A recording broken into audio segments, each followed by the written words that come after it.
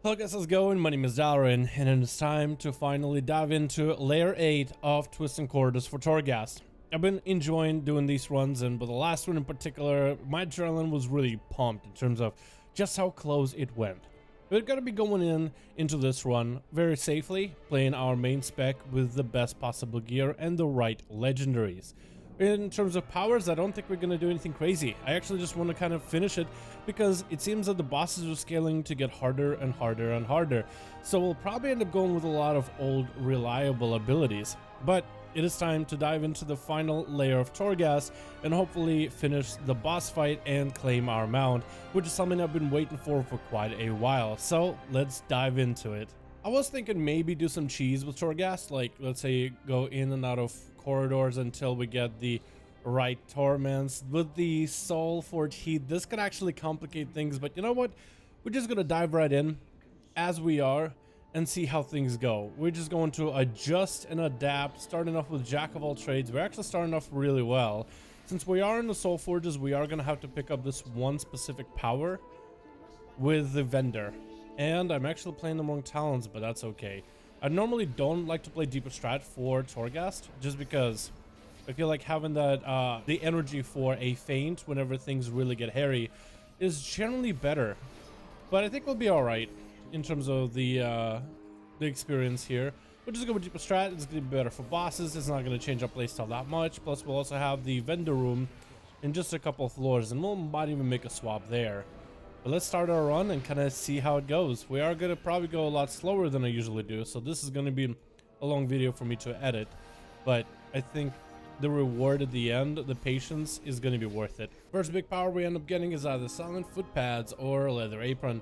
We'll pick up silent foot pads for the damage, and that's something I will actually have to start strongly considering in this run. Since this is kind of like, you know, I don't want to have to redo this run again. I will have to do, I think, a bit more balancing when it comes to the powers that I choose that are more defensive and the ones that are more offensive. So I think we might have to make like a really boring build that actually gives us quite a lot of health.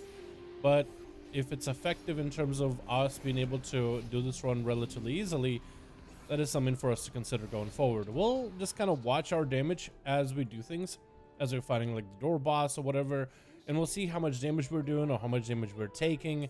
This torment, it is going to do some free damage on us. We're going to pick up the soul remnants for the agility buff, but with the soul forge heat, hopefully won't end up being in soul forges for too long, just because this will just continue on for the rest of the run, and just the passive damage that it does to us is just, I don't think it's going to feel that good. Next power we get is either a haste stack, a little bit of a self heal. I think the self heal is okay.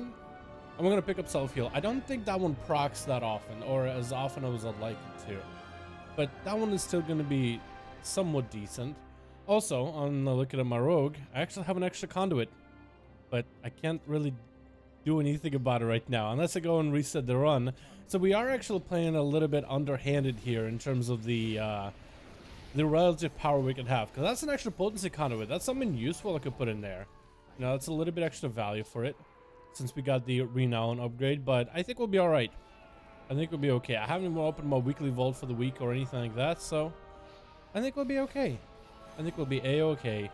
Next power we have is either Vanish for cooldown reduction or Unceasing Chain Link. With how much damage our common point builders do, we definitely have to go for a damage, since that one can stack up quite easily.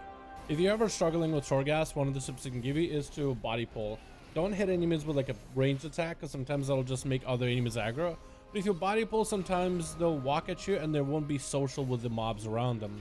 So sometimes they'll walk in just by themselves. Like if, for example, I wanted to pull these guys without pulling that other guy, bro, would just walk in. But if we were to, let's say, pistol shoot the guy that's next to the Skelly Boy, sometimes I just might pull him anyway. Nice, we got ourselves the Tremor Beast Heart, which is a really solid power. It gives you a heal, I think, every second or every 5 seconds. Not the biggest heal, but it's, I mean, 2,000 of my health every 5 seconds is pretty good. But the primary stat is where we get the most value, just because it's more agility, it's more damage overall. It's very boring, but it's very effective. Next power we get is either Leech, increased heavily, so that's a lot of self-survivability. But the healing done from your shattered damage and heals is reduced. We're gonna go with the last blade for more damage, because there are some proc that you can get, some proc powers inside of Torghast for shadow damage. There's one that's really good. It's like a curse that does a ton of shadow damage to an enemy. Oh, okay. Traps in the boss room. I mean, vendor room. Come on, game. What is going on here? But yeah, for the sake of, in case we get those powers that give us any kind of extra shadow damage, plus also technically we have flagellation, that's shadow damage too. We don't want to nerf those before we get them, so I don't think that leech is worth. Next power we get is, oh, first steps. We have to go for first steps.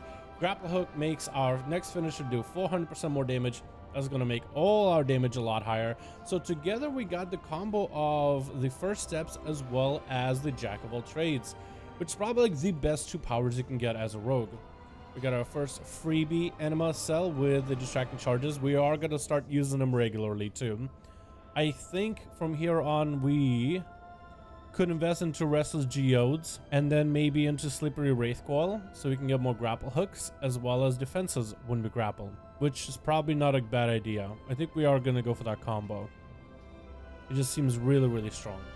And there are some other things that we can buy from the vendor, so hopefully we'll be... Oh, I forgot to buy one thing that's actually necessary, and that is Ravenous Anima Cell. We are going to take a lot of fire damage this run. This is an unfortunate sequence of events. I probably should have gotten the orb because this fire effect will persist for the rest of the run, and I just kind of might have screwed myself here. Actually, I might have just made it a lot harder than it had to be. If this run fails, it will literally be because of this mistake I made right here just now. Next power we get is, oh, Last Blade, Unceasing Chainlink, or Muffled Metronome.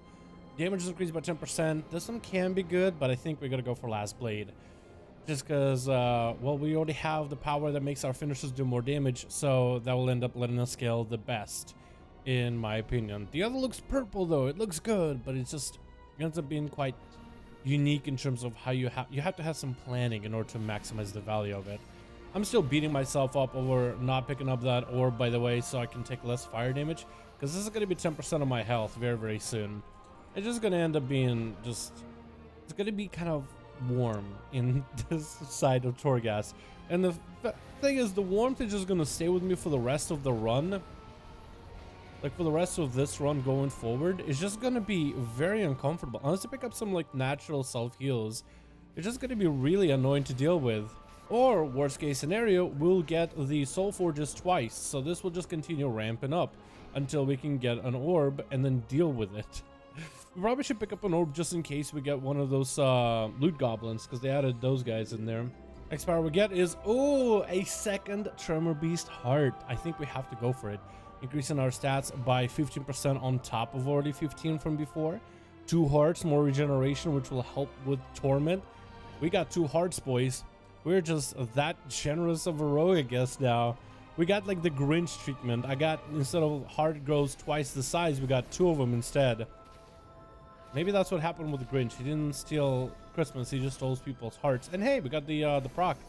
The 50% reduction to the accuracy for enemies, which makes him basically blind, and we'll pick up yet another Last Blade just because, again, just the damage we're doing with finishers is actually looking quite solid now. Free power from the vendor, and we get from here Iron Stomach, which actually might not be a bad choice just for this self-heals with the Soul Forge. I think we'll pick that up. I mean, 10% extra agility isn't bad, but we'll pick up Iron Stomach for the self-healing. And we can also pick up nothing amazing here, so do we commit into Ravenous Cell now? Because I feel like I need something to kill this boss. So I think we'll go with Plundered Anima. It's a very low chance we'll get Soul Forges 2 times in a row. If we do, I guess we're just that unlucky. Crit damage is increased, but Frost damage and healing is reduced. Good thing we're not a Frost Mage or a Death Knight. Pretty sure those guys have some sort of Frost heal. I guess the shield would apply, wouldn't it? But 30% more crit damage, yes please. And longer duration of defensives, also, I'll take it. That's about all we can. Alright, let's see how we do against the first mini boss. 600,000 already starting off on me. Okay, interesting. We're gonna get ourselves the grapple on cooldown. Dead Magic, I don't really know what it does. Looks like we burn right through it pretty quickly though.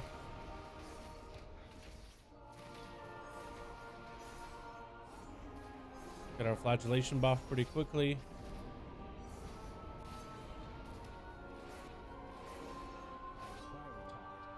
Okay, not bad at all. Not bad at all. What do we get for the power going forward? Oh, I like the Mask of Withering. I do also like the Dance and Steel talent, but Mask of Withering is good for single target and AoE. The other one is really good for AoE, unless the boss has like ads all the time. So that will be the what we'll work with for now. Next power we get is either going to be in combat, you gain damage reduction. Every 10 seconds, 5% reduced damage taken for 12 seconds, stacking up to 5 times. I'm actually going to pick that up. I normally would go for something like haste because, well, if we can blast through enemies really quickly, we don't have to deal with them. However, here we are going to take a defensive approach because I keep talking about how we need more defensives.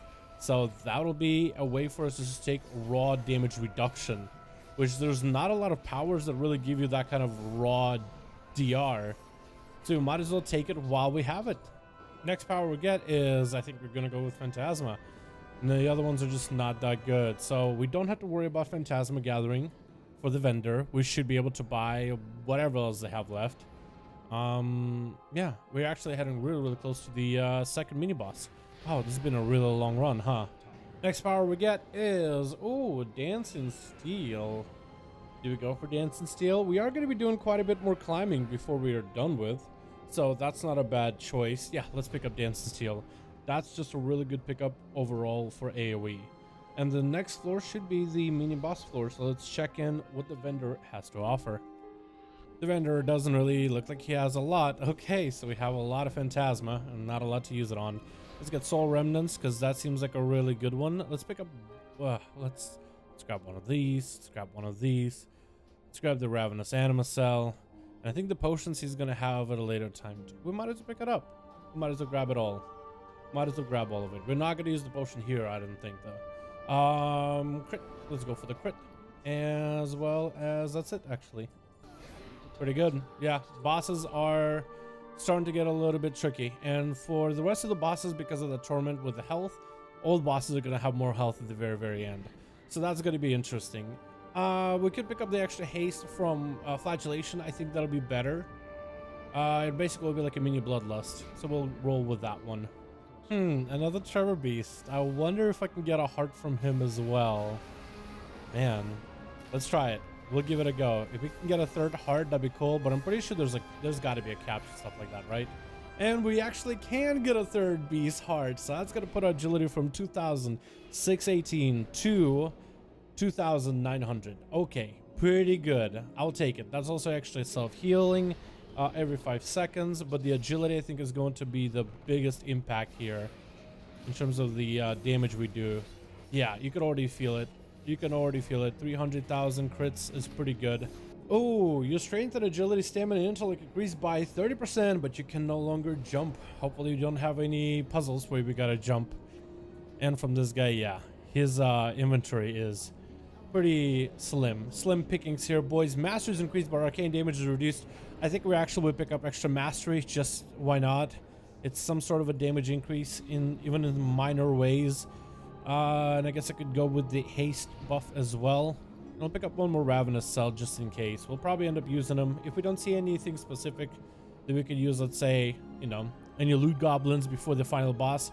On the last floor, I think we'll just pick 2 random non-elite enemies and transform them into anima cells just for free.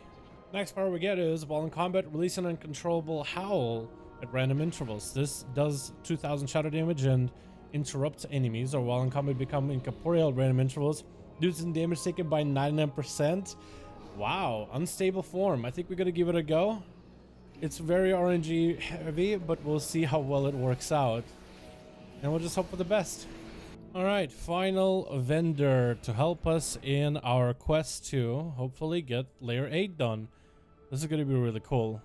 I'm gonna pick up some defensives. I guess I could go Versa, and I should be able to buy everything else here. Let's just buy up everything at this point. We need everything we can. If one of these is an immunity, we literally win. If one of these is just immunity, we literally win, no matter how this goes. I guess we'll go for the Vanish. I guess we'll go for long duration on defensives. And What? No way. We just got the win. Okay, when do we want to use this? Do we want to use this towards the end, burn our defensives, then use it, and then have defenses available after? I think that's how we do it. Wow, we actually got the win. Okay, I also need to use this immediately, as soon as I can. Frenzy Potion, I need to get in combat. I need to get the opener on this guy, and then we'll use immunity while things run low. It's a 10 million health guy with lots of damage. We actually, the thing just won. Okay, we have to play this right. Okay, opening now, into a teleport, into a potion, and we are going to use as much damage as we can while we have it. Evasion up immediately. It's going to reduce all the damage, actually nullify all the damage we take in the opener. That's a stun. That's really, really bad. Lumbering Might, I'm not too worried about it. Here we go, immunity. He's going to use it now. Now he's going to summon adds. Which this guy would have been great because we have the certain powers that where we have some synergies that are anti-adds. So that would have been pretty good, but we didn't get them here. Okay, maximizing the AoE damage, maximizing single target here. Oh, this is high stress, I'm not gonna lie.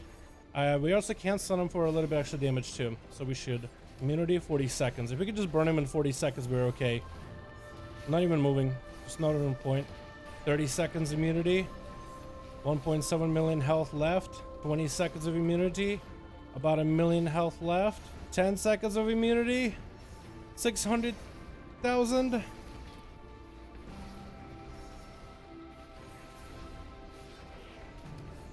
Trying to see if we can kidney shot him. Evasion is up. Evasion is up. There we go. There it is. I do like that. After all that struggle of doing Torghast and getting some really, really bad powers, just to gain the immunity for the final boss just feels like the icing on the cake. Wow, that made it so much easier. Let's take a look at the mount and see what it looks like. And there it is, boys. The MAW Mount Corridor Creeper. Riding around the MAW and doing world quests is now going to be, or I guess, you wouldn't really call them world quests. It's more like dailies. It's going to be a lot easier. Technically, somebody made a good argument. You don't actually need this mount for the MAW. The MAW is actually, you know, after the first few times, if you're not a druid, if you're not a shaman, after the first few times, it's like pretty linear. And you can basically get yourself a pretty nice pathing in terms of maximizing value inside of the MAW without necessarily needing all those extra bonuses for movement. The mount is definitely going to make it nicer. It feels rewarding because it's like, man, it's a cool looking mount, but now it also gives me this ability to ride around in the MAW, which gives Torghast, like, I don't know, like a cool reward system without exactly being player power. I guess in a sense this is player power because now I can farm Stygia a lot easier and get around from A to B much faster, but this is really, really cool. I actually am so excited to ride around this thing. I'm also excited to see what Blizzard does in future seasonal stuff for the MAW and how they'll update it, or I mean the Torghast, and how they'll update it, how they will progress it. I really want a lot more powers, and I also want a lot more RNG. It feels like powers, some of the ones you get, you see them a lot, right? The Final Step, the Jack of all trades as a rogue, we saw them a lot. I want to see some really wacky things for rogues, like take the powers that no one uses ever, they're just not that good, whether for groups, whether for solo, and throw them out and replace them with something new, or buff them in some ridiculous ways. Like, the more ridiculous Torghast is, the more ridiculous powers you can get, the better, in my opinion. Like, let him go ham. Don't balance this. You don't need to balance Torghast that much. Just let him go ham. Whoever has designed the powers.